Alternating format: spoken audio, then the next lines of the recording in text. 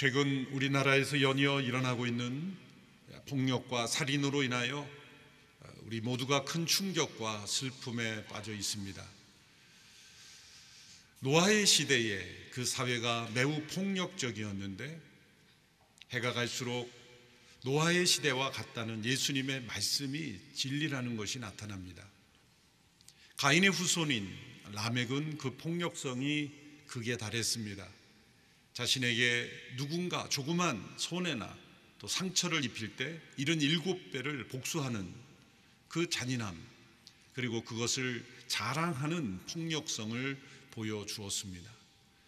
가인의 후손은 이렇게 세월이 흘러갈수록 더욱 그 잔인함과 폭력성이 증가되었습니다. 그러나 셋의 후손 가운데서는 에녹과 같은 경건한 후손들이 나타났습니다. 이것은 하나님께서 죽은 아벨을 대신하여 태어난 셋의 후손 가운데 하나님의 구원의 역사를 통로가 될, 구원의 역사의 통로가 될 구원자가 오시는 통로가 될 것을 약속하셨기에 그 셋의 후손 가운데는 경건한 후손들이 나타났던 겁니다. 그리고 하나님께서 뱀에게 말씀하신 대로 창세기 3장 15절의 말씀대로 이 가인의 후손, 그 불경건한 후손과 셋의 후손, 이 경건한 후손 가운데서는 어떤 거리가 두어짐으로써 서로 혼합됨으로써 타락하지 않기를 원하셨습니다. 그래서 여자의 후손과 뱀의 후손이 서로 갈등 관계가 될 것이다, 그 안에 미움을 둘 것이다 하나님이 말씀하셨죠. 그래서 이 셋의 후손과 가인의 후손 어느 정도 지리적으로도 떨어져서 거주하며 서로 섞이지 않는, 그러므로 셋의 후손의 경건함을 유지하는 기간이 있었습니다.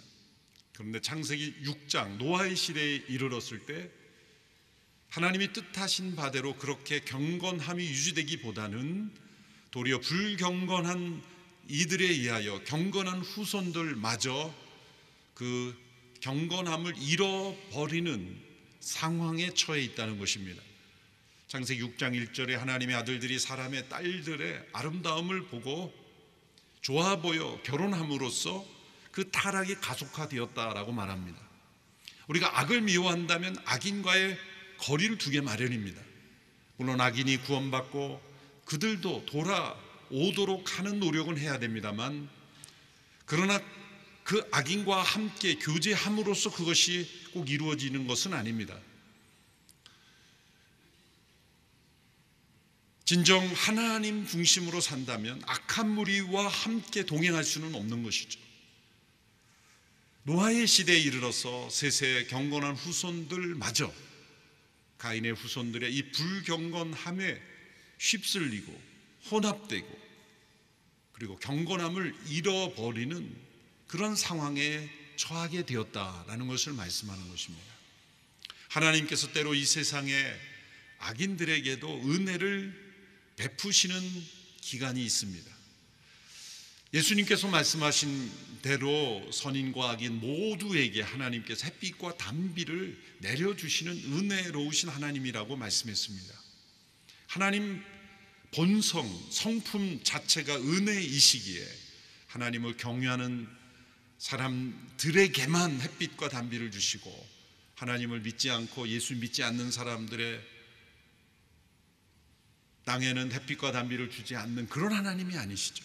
예수님 믿는 사람의 사업만 잘 되게 하시고 안 믿는 사람들은 다 망하게 하시고, 어떤 면에서는 하나님이 그렇게 하시면 다 예수 쉽게 믿을 것 같지 않습니까? 하나님은 그렇게 하시지 않습니다. 하나님은 선인과 악인에게 동일하게 햇빛과 단비를 내려주시고 그런 은혜로우신 하나님이시다는 걸 예수님이 말씀하셨어요. 그러한 하나님의 은혜를 가리켜 커먼 그레이스다, 공통적으로 베풀어 주신 은혜, 그것을 신학자들은 일반 은총이다 이렇게 부릅니다. 일반 은총이라고 하는데 제너럴 그레이스라고 하지 않고 커먼 그레이스라는 것은 모두에게 공통적으로 주어지는 은혜, 심지어 악인에게도 하나님께서 주시는 은혜가 있다는 거예요. 일단 악인들이 바로 멸망되지 않고 악을 행했지만 이 땅에 보존되는 것 자체가 은혜입니다. 하나님께서 악을 행하자마자 바로바로 처단하시면 무서워서라도 악을 행하지 않을 것 같은데 하나님 왜 저런 악인을 세상에 그냥 내버려 두시는가? 사람들이 그런 질문을 던지지 않습니까? 그런 하나님은 악을 행하는 자를 바로 심판하심으로 끝내지 않고 그 악인이 돌아올 수 있는 기회를 주시고, 비록 악인일지라도 회개할 수 있는 기회, 구원받을 수 있는 기회를 주시고자 하기 때문에 일정 기간 보존해 주시기도 합니다. 또한 그 악인이 멸망되고 악이 세상에 사라질 때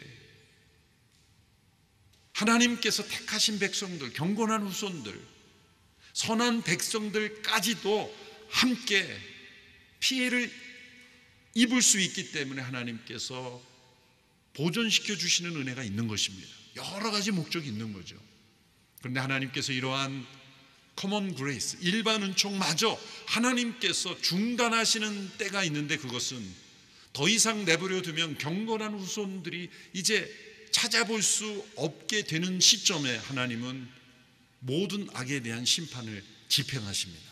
바로 노아의 때가 바로 그러한 시점에 이르렀다는 겁니다. 가인의 후손들이 문화가 발전하고 번성했지만 이렇게 죄악으로 가득했는데, 아니 세상이 그렇게 많았을까요? 많은 자손들을 낳았을 것이고, 이렇게 어떤 번성하는 그러한 숫자를 대비해 보면 학자들은 오늘 이 시대 인구와 다름없을 정도로 많았을 것이다라고 추정하는 분도 있어요. 그러나 아직도 전 지구적으로 흩어져 있지는 못했어.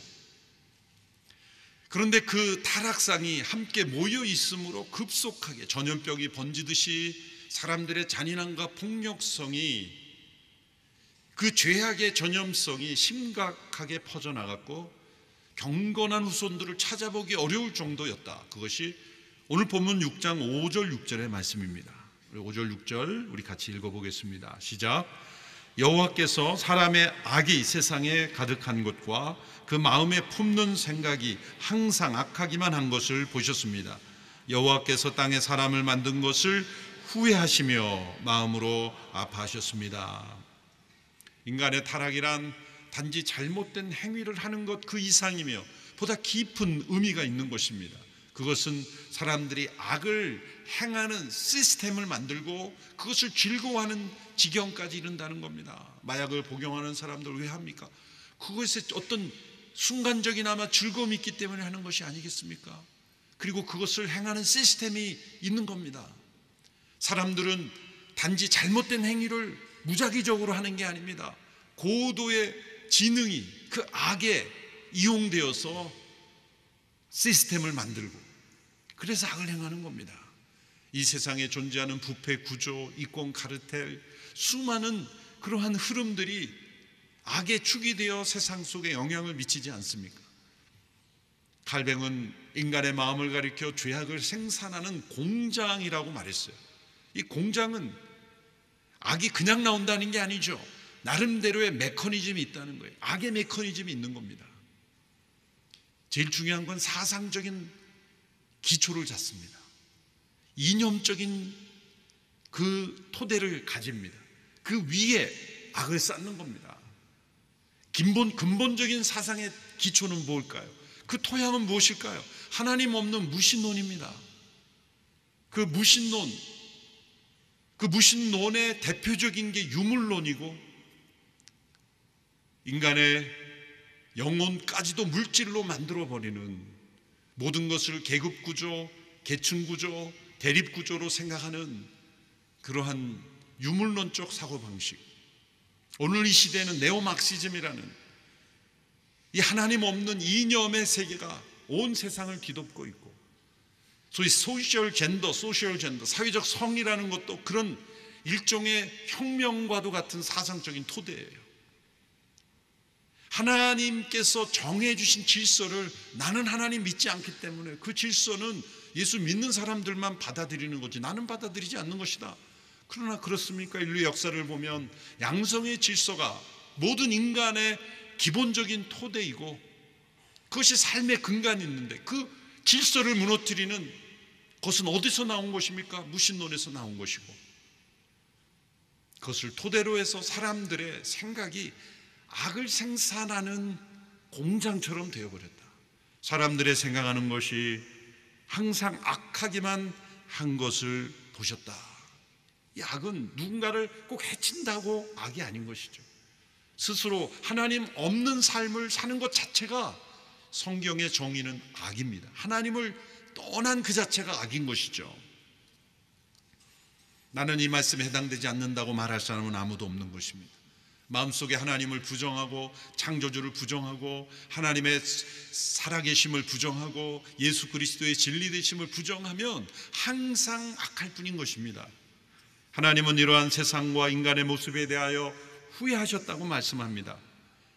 창조의 기록에서 보시기에 좋았더라 말씀하신 하나님께서 이제 후회하신다라는 말씀을 주셨는데, 이것을 어떻게 이해할 수 있을까요? 민수기 23장 19절에 보면 하나님은 인생이 아니시니 후회가 없으시도다 말씀하셨는데, 왜 6장에서는 후회하신다는 말씀을 하실까요? 우리의 후회는 무엇입니까? 과거에 행한 것을 내가 잘못했구나, 하지 말았을 걸, 그렇게 깨닫는 것이 후회이고, 부정적인 의미를 담고 있습니다. 그렇다면 하나님이 후회하셨다는 것은 창조가 잘못했구나, 창조하지 말았을 것을, 인간을 왜 만들었을까, 그렇게 후회하신다는 의미일까요? 아닙니다. 그렇다면 왜 후회라는 단어를 썼을까요? 그것은 하나님이 질투하신다라는 단어를 쓰는 것과 같은 원리입니다. 우리의 질투는 나쁜 것입니다. 나의 것이 아닌 것을 탐하는 것이죠. 그럼 하나님도 하나님이 아닌 것을 탐합니까? 아닙니다. 하나님의 것이 아닌 것이 없습니다.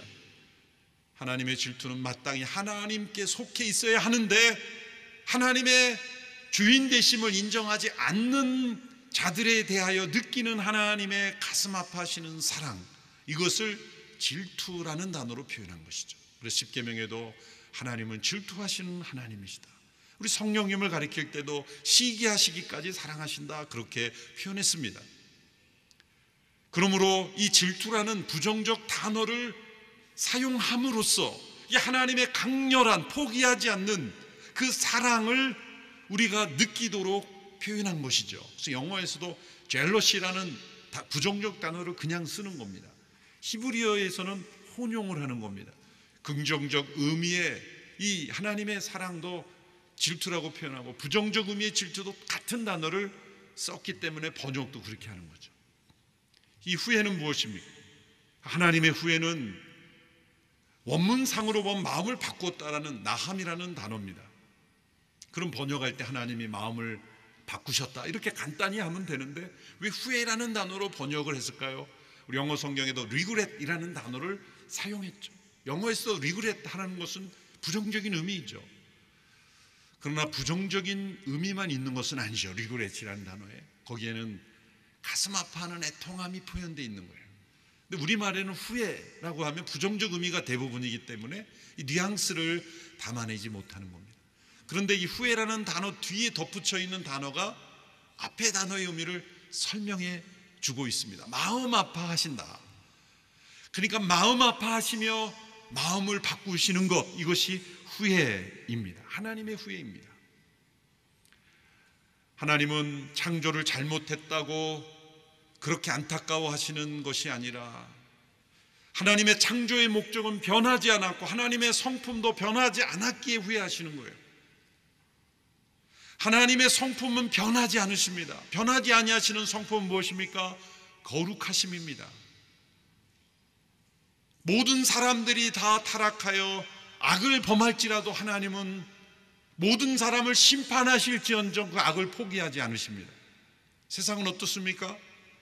국민의 99%가 악을 범하여서 이제 이 악을 악이라 하지 말자라는 법을 만들면 그게 법이 되고 그 악이 감옥 가지 않는 악이 되는 거예요. 악을 악이라고 여기지 않는 겁니다. 많은 사람이 합의하면 세상은 악을 선으로 둔갑시킬 수 있습니다. 그런 하나님은 모든 이들이 악에 빠져서 악을 선으로 주저장할지라도 하나님은 결코 거룩을 포기하지 않으십니다. 그렇게 하나님은 후회하시는 거예요. 그래서 하나님은 세상을 심판하시는 겁니다. 하나님이 창조하신 피조물, 하나님이 사랑하시는 그 대상일지라도 하나님은 심판하셔야 할 만큼 거룩하신 분이기에 하나님은 후회하시는 것입니다. 둘째로 하나님의 섭리는 변할 수 있기 때문에 후회하신다 표현했습니다. 하나님의 목적은 변하지 않고 성품은 변하지 않습니다. 그러나 그 목적을 이루어 가시는 과정의 섭리는 변할 수 있습니다. 예를 들어 하나님께서 요나를 니느웨에 보냈습니다. 니느웨를 멸망하시기로 정하셨습니다. 계획하셨습니다. 그런데 요나를 그 멸망을 예고하는 선지자로 보내셨을 때 그 니느웨 백성들이 모두가 다 회개하며 돌이켰습니다. 그때 하나님은 뜻을 돌이키사 멸망을 내리지 않으셨습니다. 그때 뜻을 돌이켰다고 할 때 그 나함이란 단어가 바로 후회하다는 단어, 동일한 단어입니다. 그러니까 하나님은 축복하시기로 계획하셨지만 마음을 바꾸어 심판하실 수도 있는 하나님이고, 심판하시기로 결정하셨지만 바꾸어서 용서하시고 그리고 축복하실 수도 있는 하나님이신 것입니다. 그것이 하나님의 후회입니다. 결론적으로 세 번째, 우리의 태도, 우리의 선택, 우리의 하나님께 대한 우리의 행위와 마음에 따라서 하나님은 영향을 받으신다는 거죠. 하나님께 대한 인간의 마음과 인간에 대한 하나님의 마음은 이루 말할 수 없는 차이가 있는 것입니다.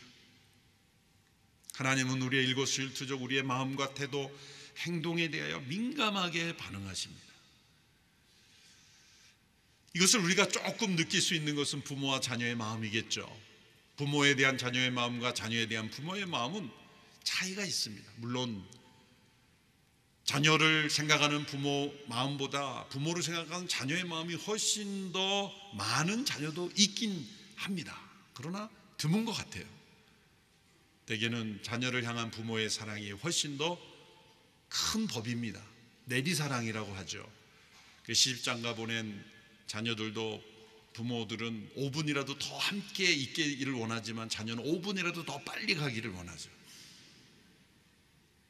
비교할 수 없는 간극이 있습니다.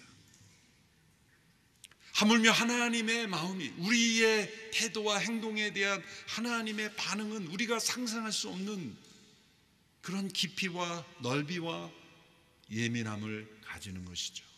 인간의 악에 대하여 사람들은 무시하고 지나가고, 다른 사람의 악에 대하여 외면해버리고 감옥에 넣고 사형을 집행하고, 사람들은 그러면 끝이지만 하나님은 악을 행하는, 그리고 사형에 처해 마땅한 그 사람의 영혼까지도 하나님은 느끼시는 거예요. 가슴 아파하시는 거예요. 그러니 이 세상의 악에 대하여 하나님이 둔감하여 이제 너희들은 나 없는 세상을 꿈꿨으니 심판받아 마땅하다, 그렇게 냉정한 무감각한 마음으로 심판하신 분이 아니라는 뜻이 후회라는 단어에 포함이 되어 있는 거예요. 그래서 하나님의 창조와 하나님의 심판 사이에 하나님의 후회가 있다는 것이 우리 하나님이 얼마나 은혜로우신 하나님이신가를 보여주는 것입니다. 흥미로운 것은 이 창세기 6, 7, 8장 노아의 홍수 심판을 말씀하시는 이 긴 장들의 진노라는 단어가 한 번도 사용되지 않았다는 것입니다. 히브리어로 진노를 표현하는 단어가 10가지 정도 되는데 한 단어도 사용되지 않았습니다. 그것은 악에 대하여 하나님이 진노하지 않아서가 아니라 하나님은 분명히 진노하시기에 심판하시는 거죠.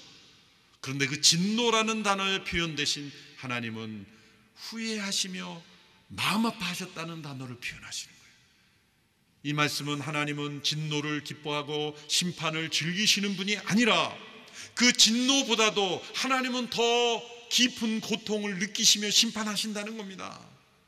이놈들 잘됐다, 벌받아 마땅하다, 싹 쓸어버리겠다, 그렇게 심판을 즐기시는 분이 아니라 그 심판에 이르기까지 오래 참으시고 또 참으시고 용납하시고 또 용납하시고 기다리시고 또 기다리시는 하나님께서 더 이상 용납할 수 없는 지점에 이르렀을 때 가슴 아파하시며 통탄하시며 후회하시며 심판하시는 하나님이시라는 거죠. 그래서 독일의 신학자 헬무트 킬리케는 이런 후회하시며 마음 아파하시는 하나님의 모습은 장차 있을 골고다의 십자가의 서곡을 보여주는 것과 같다, 그렇게 해석을 했어요. 그렇습니다. 골고다의 십자가는 우리를 심판하시되 즐기며 하시는 심판이 아니라는 걸 보여주며, 우리를 구원하시기 위해 독생자를 십자가에 내어주셔서 그 고통 속에 죽게 내버려 두심기까지 우리를 사랑하시는 하나님의 심판이라는 겁니다. 하나님의 통과 하나님의 심판이 함께 어우러진 것, 그것이 골고다의 십자가입니다.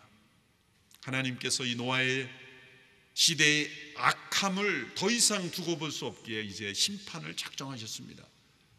그리고 노아에게 홍수 심판으로 이루어질 것을 계시하셨습니다. 오늘 본문 6장 3절과 7절을 함께 읽어보겠습니다. 시작. 여호와께서 말씀하셨습니다. 내 영이 사람 안에 영원히 거하지 않을 것이니 이는 사람이 그저 육체일 뿐이다. 그들의 날은 120년이 될 것이다. 7절. 여호와께서 말씀하셨습니다. 내가 창조한 사람을 땅 위에서 쓸어버릴 것이다. 사람으로부터 짐승과 기는 것들과 공중의 새들까지 다 그렇게 하겠다. 이는 내가 그들을 만든 것을 후회하기 때문이다. 그들의 날이 120년이 될 것이다. 이제 120년 후에 홍수 심판이 임할 것을 말씀하신 겁니다. 노아 때 이제 구체적인 기간을 말씀하신 거예요. 노아가 이 심판의 계시를 처음 받은 것이 아니죠. 지난 주간 에녹의 삶을 통하여 에녹 때, 그가 65세 때 심판의 계시를 받았고 그것을 사람들에게 전하며 300년 동안 하나님과 동행했다고 했습니다. 에녹의 후손 무드셀라, 무들레셀라의 후손 라멕, 라멕의 후손 노아, 이 4대에 이르기까지 1000년 가까운 시간을 하나님은 심판의 계시를 주셨고 또 주셨습니다. 이제 노아의 때 이제 120년 후에 홍수 심판이 이루어질 구체적인 기간을 말씀하셨어요. 심판의 유예 기간이죠. 이 기간 동안 노아에게는 방주를 만들 것을 말씀하셨습니다. 하나님이 왜 노아에게 이러한 통로가 되는 일을 맡기셨는가? 노아에게 어떤 면이 있길래? 그것은 그의 조상들로부터 내려온 믿음 때문입니다. 하나님의 심판 계시를 받아들이는 믿음 때문에 하나님이 그에게 은혜를 베푸신 겁니다. 8절 9절의 말씀을 함께 보겠습니다. 시작. 그러나 노아만은 여호와께 은혜를 입었습니다. 노아의 이야기는 이렇습니다. 노아는 의로운 사람으로 당대의 완전한 사람이었으며 하나님과 동행하는 사람이었습니다. 노아는 은혜를 입었습니다. 성경에 처음으로 은혜라는 단어가 등장합니다. 그런데 그 배경은 무엇입니까? 8절의 은혜라는 단어는 7절의 심판이라는 단어를 배경으로 한 겁니다. 은혜란 받을 자격이 없는 자에게 베풀어지는 호의죠. 받을 자격이 없다는 거 뭡니까? 7절에 심판받아 마땅한, 심판에 처해야 되는 이들에게 베풀어지는 구원이 바로 은혜인 것입니다. 모든 사람 가운데 노아가 가장 착하고 선하고 의로워서 노아만을 구원한다는 게 아니라 모든 사람이 다 진멸받아 마땅한 가운데 하나님께서 그 심판에 이르지 아니할 길을 계시하셨는데 그 길은 무엇입니까? 하나님의 심판의 계시를 믿음으로 받아들이고 하나님과 동행하는 의로움을 얻는 것입니다. 노아 자신의 의가 아니라는 거죠. 노아가 당대 모든 사람보다 도덕적으로 깨끗하고 완벽하다는 뜻이 아닙니다. 홍수 심판 이후에 노아가 술 취하여 하체를 드러내는 그런 수치스러운 모습을 보인 거 보면 도덕적으로 그가 완전하다는 것이 아닙니다. 어떤 의미에서 의롭고 완전하다는 뜻입니까? 그것은 하나님의 계시, 말씀, 약속을 믿음으로 받아들이는 일을 의롭다 여기신다는 것입니다. 예수님 이후에 사람들만 믿음으로 의롭게 되는 것이 아니라 구약의 사람들도 하나님의 말씀을 믿음으로 의롭게 되었던 것입니다. 히브리서 11장에서 말씀하고 있는 내용이 바로 그런 내용입니다. 아벨부터 시작을 해서 누가 의인인가, 하나님의 약속과 계시의 말씀을 믿음으로 받아들이는 자를 하나님은 의롭다 여기신다는 겁니다. 그 믿음만이 하나님 앞에 완전한 자로 서 있게 한다는 것입니다. 그것은 하나님께서 심판 속에 베푸시는 이 구원의 은혜를 믿음으로 받아들이는 자들을 하나님은 의롭다 여기신다는 것을 의미합니다. 창세기 6장 17절 18절에서 바로 하나님께서 말씀해 주셨죠. 노아에게 주신 구체적인 말씀입니다. 함께 읽어보겠습니다. 시작. 내가 곧 땅에 홍수를 일으켜 하늘 아래 생기가 있는 모든 육체를 다 멸절시키리니 땅에 있는 모든 것이 다 죽을 것이다. 그러나 너와는 내가 언약을 세우겠다. 너와 내 아들들과 내 아내와 내 며느리들은 방주 안으로 들어가라. 모든 생명체를 멸절시키는 가운데 하나님의 심판의 계시를 믿음으로 받아들이는 자들은 방주 안으로 들어가도록 한 겁니다.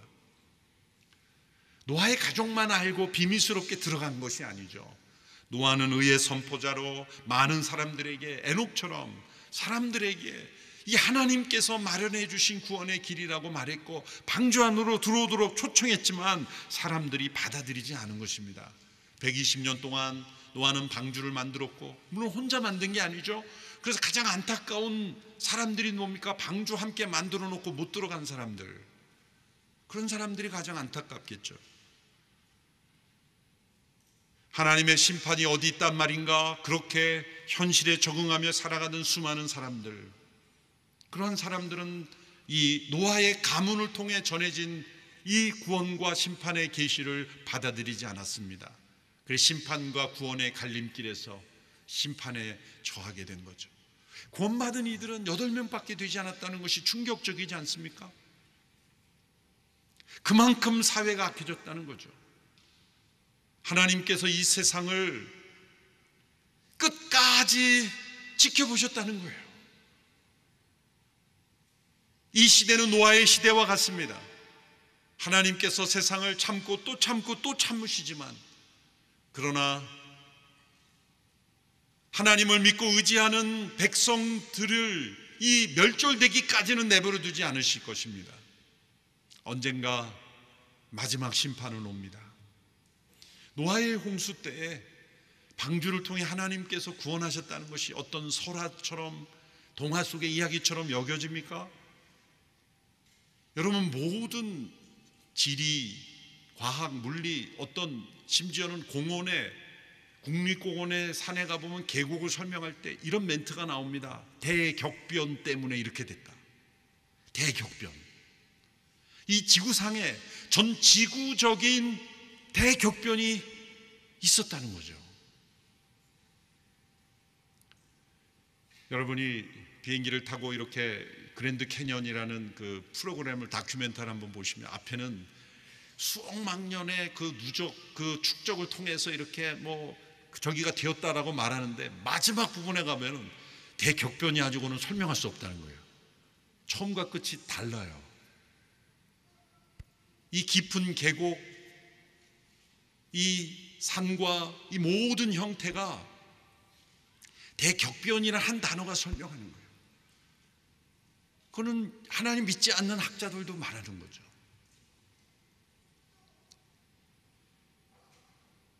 지금도 이 석유를 팔아서 부를 누리는 그런 나라들이 있죠. 그 석유가 어떻게 생겨? 뭔가 매장되어서 썩은 게 석유가 되는 거죠. 홍수 심판 때 수많은 그러한 그 나무들, 생명체들, 매몰된 그 엄청난, 그게 석유의 근원이 될 수 있는 거죠. 뭔가 이 지구상에 일어난 대격변이 아니고는 설명할 수 없는 일들이 많습니다. 그래서 이 노아 홍수 심판에 이 진실을 바로하는 것이 우리 신앙에 매우 중요합니다. 그래서 미국의 그랜드 캐년을 혹시 가보시면 거기 가셔서 주 하나님 지으신 모든 세계, 이 찬양 부르는 건 좀 어울리지 않아요. 왜냐하면 홍수 심판의 명확한 증거물이기 때문에요. 그래서 여러분에게 책을 한 권 추천해 드리고 싶은 것, 두란노에서 난 노아 홍수 콘서트라는, 사실은 홍수 심판이어야 되는데 콘서트라고 이름을 약간 잘 팔리게 붙인 거죠. 읽어보면 콘서트가 아니라 심판의 내용입니다. 그래서 꼭 추천합니다. 한번 한 2주 정도 홍수 심판에 대해서 9장까지 살펴볼 텐데, 숙제로 내드리지만 시험은 보지 않습니다. 그래서 한번 꼭 읽어보시면 그 신앙에 큰 유익이 될 것입니다. 이 모든 세상이 하나님의 홍수 심판으로 새롭게 태어나게 되었다는 것이죠. 그리고 마지막 때에 이러한 심판이 또 이루어질 겁니다. 하나님은 첫 번째 심판 때와 같이 믿음으로 의롭게 된 자들을 보존하신 것처럼 마지막 심판 때에도 믿음으로 의롭게 된 자들을 보존하실 것입니다. 놀라운 것은 이 홍수의 심판이 의미하는 바가 바로 예수 그리스도 안에서 우리가 받는 세례라는 거예요. 베드로서가 그것을 해석하고 있습니다. 베드로전서 3장 20절부터 21절의 말씀, 지금까지는 주무셨더라도 여기에서 깨어서 들으면 이제 오늘 설교는 들은 것과 똑같기 때문에 함께 힘을 내어 소리내어 읽겠습니다. 20절부터 21절 시작. 그들은 전에 노아가 방주를 예비하는 동안 하나님께서 오래 참고 기다리실 때 끝내 불순종했던 사람들입니다. 물로 심판하실 때 구원받은 사람이 적으니 단 8명 뿐이었습니다. 이제 물은 여러분을 구원하는 표인 세례입니다. 세례는 육체의 더러움을 없애는 것이 아니라 예수 그리스도의 부활로 인해 선한 양심이 하나님을 향해 응답하는 것입니다. 우리가 물로 세례를 받습니다. 침례교는 물에 담그고 장로교는 물을 뿌리지만 어찌되었건 우리 머리 위에 물이 있다는 것은 죽음을 의미하는 겁니다. 홍수의 심판이 전 세상을 다 쓸어 심판하신 것처럼 예수 그리스도와 함께 우리가 세례를 받는 것은 예수님의 죽음이 온 세상의 심판을 대리한다는 겁니다. 예수님을 믿는다는 것은 예수님의 죽음이 내가 받을 하나님의 심판을 받으셨다고 믿는 것입니다. 하나님께서는 세상을 심판을 기뻐하지 아니하시기에 구원하시기를 원하시기에 노아 때는 방주를 예비하였지만 오늘 우리에게는 구원의 방주이신 십자가를 통해서 그 죽음이 내가 받을 심판을 대신 담당하신 죽음이라는 것을 믿는 자들에게는 당연히 그 은혜가 부어지는 것이고 그것이 방주 안으로 들어가는 것입니다. 거기서 그치지 않죠. 물은 우리를 잠겨 죽이기도 하지만 물은 떠올리기도 합니다. 그것은 우리로 하여금 그리스도와 함께 부활로 새 생명으로 살 수 있게 하는 것이고 우리의 선한 양심이 살아나 하나님과 동행하는 삶으로 인도하신다는 겁니다. 세례란 그러므로 그리스도와 함께 장사되고 그리스도와 함께 다시 살아남을 의미하는 예식인 것이죠. 그러므로 그리스도와 함께 세례를 받은 것은 노아의 홍수 심판 때 살아남은 노아의 계열이 된다는 것이죠. 이제 우리에게는 마지막 심판이 남아 있습니다. 노아의 시대와 지금의 시대가 같다고 예수님 말씀하셔서 누가복음 17장 26절에 보면 인자의 때는 노아의 때와 같을 것이다. 인자의 때란 예수 그리스도의 때, 곧 그리스도께서 십자가에 죽으시고 부활하셨고 이제 다시 오시는 이때, 인자의 때입니다. 이때는 바로 노아의 때와 같을 것이라고 말했습니다. 심판이 있을 거라는 거죠. 구원의 길은 오직 구원의 방주였던 것처럼 예수 그리스도의 십자가와 부활을 믿는 것뿐입니다. 앞으로 우리에게 주어진 심판은 무엇일까요? 불의 심판입니다.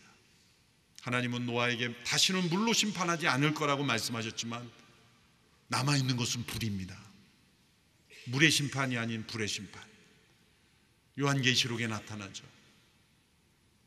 전 세계가 기후 위기로 뜨거워지고 있고 곳곳에서 진압할 수 없는 산불이 일어나고 뭔가 다가오는 불의 심판의 전조처럼 느껴지지 않습니까? 고초의 수많은 핵무기들, 위험한 무기들이 어떤 오작동을 일으키고 어떤 나쁜 이들이, 악한 이들이 그러한 무서운 무기들로 어떤 일을 할지 우리는 알지 못합니다. 불의 심판입니다. 이 모든 것이 지금 잠잠히 있는 것은 하나님이 억제해주고 계시기 때문입니다. 하나님이 보호해주고 홀딩해주고 계시기 때문입니다. 그런데 하나님의 심판은 하나님이 저 하늘에서 불덩이를 내려서 지구를 파멸 그런 모습이 아니라 인간들이 스스로 악을 행하는 것을 멈추지 않고 그냥 내버려 둘 때 이 세상은 지옥이 될 거예요. 여러분을 겁주려는 게 아닙니다. 우리가 마땅히 가져야 될 두려움이 있어야 된다는 것이죠. 이 마지막 심판의 때에 구원받을 수 있는 자는 하나님의 심판 앞에서 믿음으로 살았던 의인들, 하나님 앞에 설 수 있는 자들, 그것은 오직 예수 그리스도의 의를 덧입은 자들 뿐입니다. 이런 믿음으로 우리가 살아가며 또한 의의 선포자가 되며 우리만이 구원의 방주에 들어가는 이들이 아니라 많은 이들을 주께로 인도하는 우리 모두가 되기를 축원합니다. 기도하겠습니다. 심판과 구원의 갈림길에서 심판에 이르지 아니하는 길을 허락하셨으니 그 구원의 길이신 예수 그리스도 안에 온전히 머물며 거하며 동행하는 우리 모두가 되게 하옵소서. 또한 많은 이들을 그리스도 앞으로 인도하는 의의 선포자, 진리의 증거자들 다 되게 하여 주시옵소서. 예수님의 이름으로 기도하옵나이다. 아멘.